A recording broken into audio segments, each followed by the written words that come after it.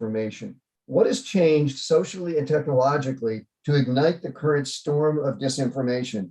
What are the dangers from social media, especially? Susan Hyde, let's get a little bit beyond America and talk about what's happening around the world with various countries. Are these same kinds of factors operating in other countries, and how are they affecting those countries with respect to the health of their democracy and the future of their democracies?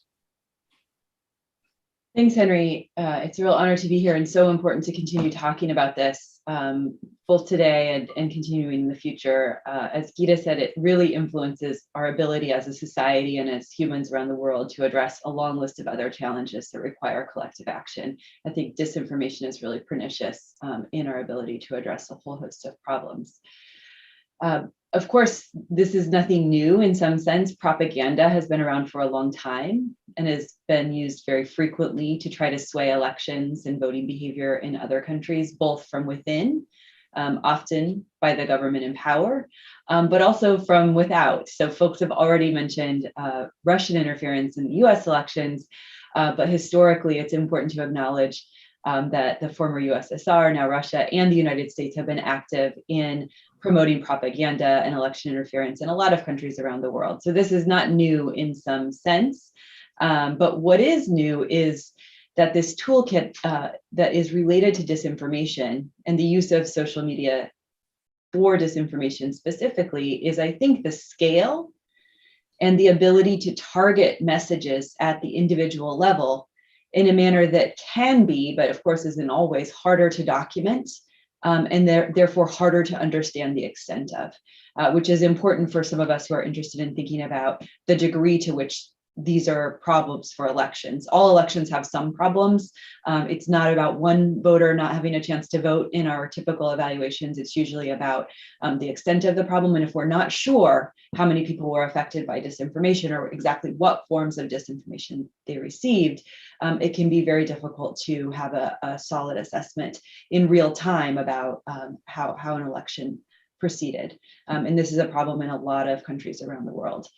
We're pretty used to thinking about election fraud as a game of cat and mouse or a game of evolving strategy. So lots of efforts to deter election manipulation have been met with counter efforts. And this is one area in which I think the micro-targeting of disinformation actually makes it even more difficult to come up with those countermeasures.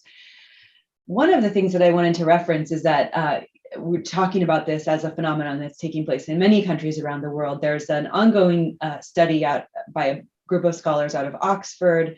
The 2020 study documented the use by governments and political parties of social media to manipulate governance processes or elections in 81 countries. I don't have time to delve into how the tools and strategies vary, but I think it's important to acknowledge that not everything that we've seen in the United States is what other countries are seeing around the world.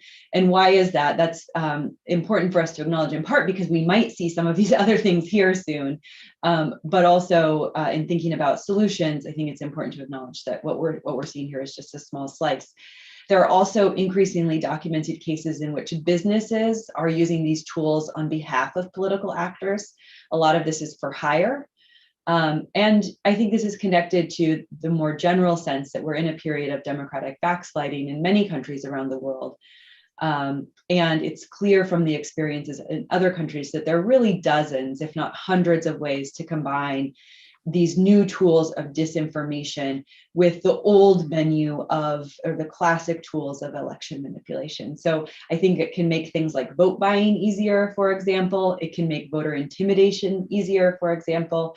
And because it makes it easier to target specific individuals, it's potentially more pernicious and more difficult to document.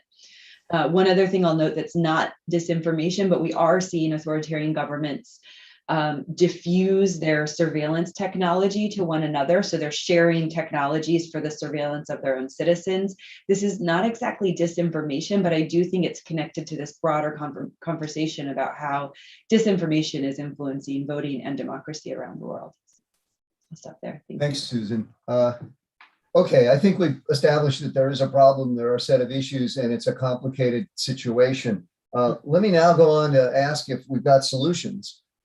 Let's start with the ones that we always hope that we have, which are technological fixes. Honey, are there technological fixes for what's going on? Can the internet police itself with technology? You can tell us about, Honey has made it clear that there's global dimensions to this, and maybe you can discuss some of that. Yeah, I wanted to just say something else, which is just that because I'm thinking about the change in the rules of the game, right? Not just playing the game that we have in the United States and we've had for a long time, upholding our Constitution, continuing to live in the system we currently live in. The concern that I have is that the problem that we're facing is one that's going to send us into a system of government, not to be too alarmist, but that is authoritarian and doesn't allow for any kind of free speech.